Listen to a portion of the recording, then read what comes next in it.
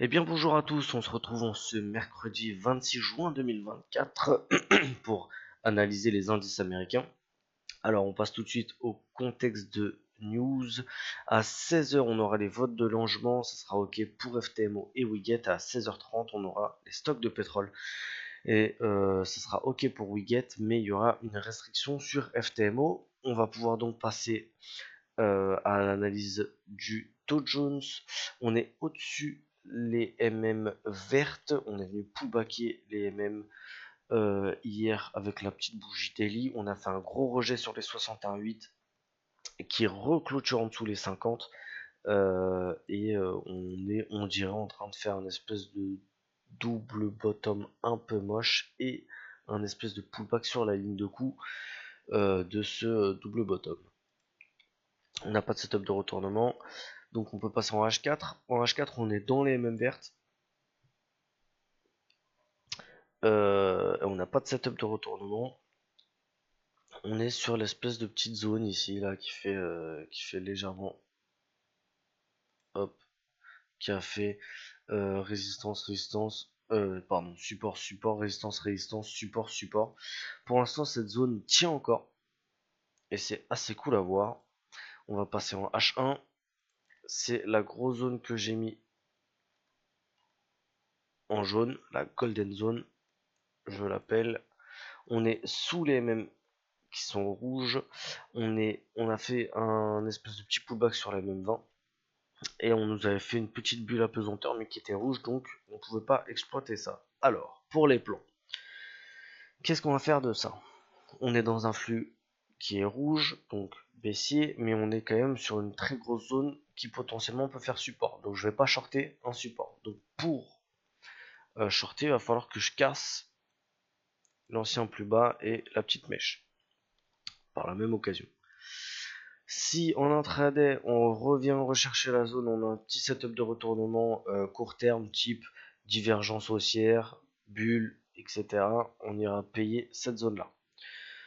Dans ces cas-là où on a un petit rebond, dans les cas pardon, on a un petit rebond mais on n'a pas de setup de retournement en bas, et ben on attendra la petite cassure du 61,8. On peut pas travailler le 61,8 tout 100% comme ça, parce que quoique ça nous fait quoi, un stop à 60 points, ça passe en vrai, hein. Ça passe. Ça nous fait quoi, 40, ça nous fait 2. C'est ça, ça fait 63 points de stop, c'est pas trop mal, hein, au lieu de 50. Donc réellement, on pourrait même travailler le Fibo en tant que tel. En tout cas, bon voilà, l'idée c'est que on puisse repayer là-dessus si on casse le 61,8. Et puis, en cas de gros repli, et bon, la dernière zone à payer, ce sera les 39 200. En tout cas, la zone à arrêter de shorter, en tout cas, parce qu'on sera fortement dans un flux baissier à ce moment-là. Voilà pour ce qui était blanc pour le Dow Jones. On regarde donc pour le Nasdaq. Le Nasdaq, on a fait un beau petit rebond. On n'a pas fait une englobante, ça aurait été mieux, mais on n'a pas fait une. On est peut-être en train de construire une petite divergence baissière, hein. Là, voilà, le petit creux, là, il est à 61, donc encore dans nos règles. Si jamais on fait un truc un peu genre... et là, on s'arrête en faisant plus bas, ça fait un truc comme ça, hein. Et ça nous fait une belle div. Donc bon, il faut quand même pas mal d'étapes, sachant que c'est en daily, il nous faut encore plusieurs jours pour que ça se valide ou pas. Enfin, pour que ça continue de se former ou pas. Mais pas mal. Beau rebond en tout cas. Alors, en H4, on est repassé au-dessus. Enfin, on est au-dessus, oui, c'est ça. On est repassé au-dessus des MM qui sont vertes. J'aime beaucoup le non-croisement des MM qui restent vertes. On fait un espèce de plus haut. On verra mieux ça en H1, mais on fait un espèce de plus haut. On casse les 20 000 tout pile. Franchement, c'est pas mal. Et on revient de croiser les MM pour qu'elles redeviennent vertes, et on est sur une petite zone polarité, on est sur une petite zone résistance, pardon, les 20 070. Alors pour les plans, là on est quand même pas mal orienté à la hausse.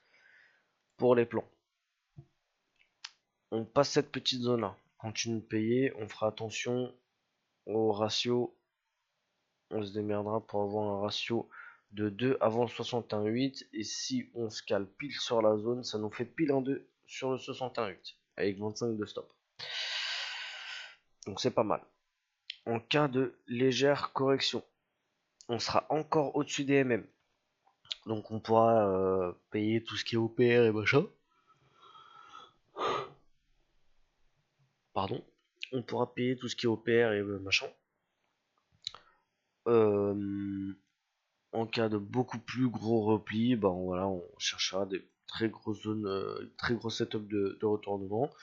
Et sur cette zone-là aussi, on pourrait payer des petites zones de retournement. C'est pas parce qu'on est au-dessus des MM qu'on est obligé de payer un OPR. On peut largement aussi payer des setups de retournement là-dedans. C'est tout. Alors, j'ai fini mon travail. Allez, salut. Bonne soirée à vous. Bonne journée même, parce qu'on est le matin encore. Complètement déphasé le gars, incroyable. Je vous souhaite une très très bonne séance de trading et je vous dis à ce soir pour peut-être le débrief si j'ai pris un trade. Salut à tous.